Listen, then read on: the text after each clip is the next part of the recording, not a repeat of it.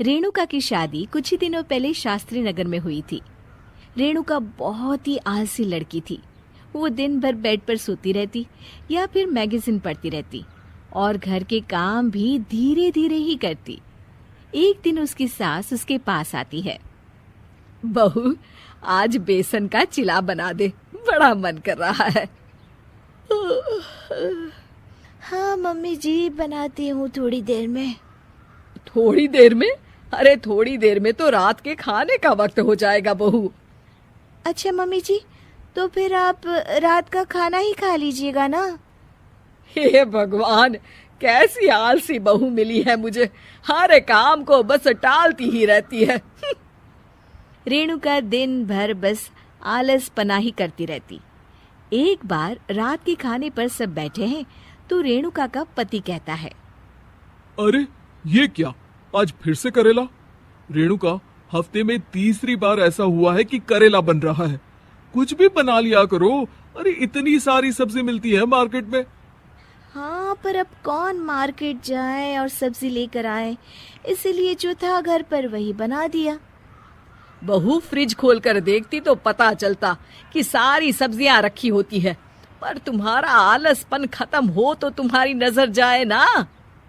विशाल कमरे में आकर रेणुका से पूछता है, रेणुका, मैंने कहा था तुमसे कि मेरे लिए रुमाल ले आना।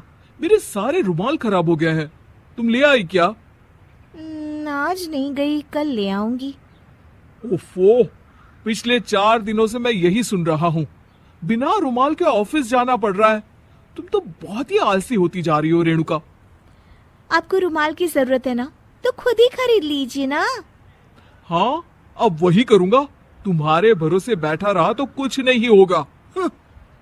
एक दिन दरवाजे पर बेल बज रही होती है और रेणुका सोफे पर बैठी होती है, पर आलस में दरवाजा खोलती ही नहीं।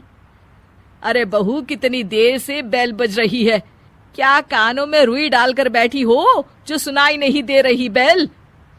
मम्मी जी, अब आप आ ही गई हैं तो आप ही खोल दीजिए ना दरवाजा। क्यों मुझे ताना मारकर और देर कर रही हैं? अरे वाह, उल्टा चोर को तवाल को डांटे। सास दरवाजा खोलती है तो उसकी पड़ोसन दरवाजे पर खड़ी होती है। दरवाजा खोलने में इतनी देर क्यों हो गई? सब सो गए थे क्या?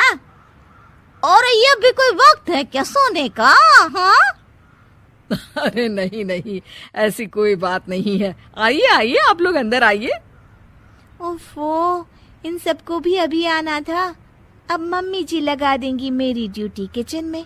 बहू पकोड़े तल दे, बहू चाय बना दे। अरे बहू, सो गई क्या? कब से आवाज दे रही हूँ। जा, चाय बना कर लिया। हाँ मम्मी जी, अभी जाती हूँ थोड़ी देर में। सास रेणुका को आंख दिखाती है। मतलब थोड़ी ही देर लगेगी चाय बनाने में, अभी ले आती हूँ, बस झटपट। रेणुका रसोई में जाती है और इसी आलसीपन में वो चीनी की जगह नमक डाल देती है। जैसे ही सब चाय का घूंट भरते हैं, चाय थूक देते हैं।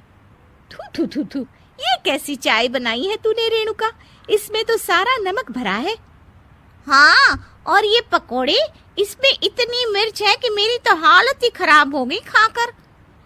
और रेणु जी, आपकी खातिरदारी में पहले तो कभी कोई कमी नहीं रहती थी, पर जब से आपकी ये बहू आई है ना, मामला कुछ गड़बड़ा सा गया है।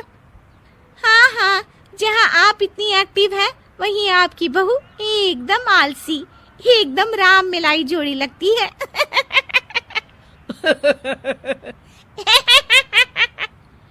अच्छा जी, चलते हैं अब।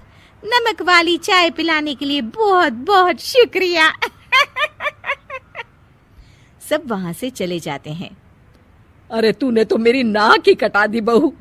वे लोग क्या सोच रहे होंगे मेरे बारे में? मम्मी जी, मैंने तो शक्कर ही डाली थी, पता नहीं नमक कैसे बन गई शक्कर। शक्कर नमक नहीं बना बहू रानी, तुम्हारा ये जो आलसपना है ना, ये उसी का नतीजा है। सॉरी मम्मी जी, अब मैं ये आलसपन छोड़कर सारे काम अच्छे से मन लगाकर करूंगी।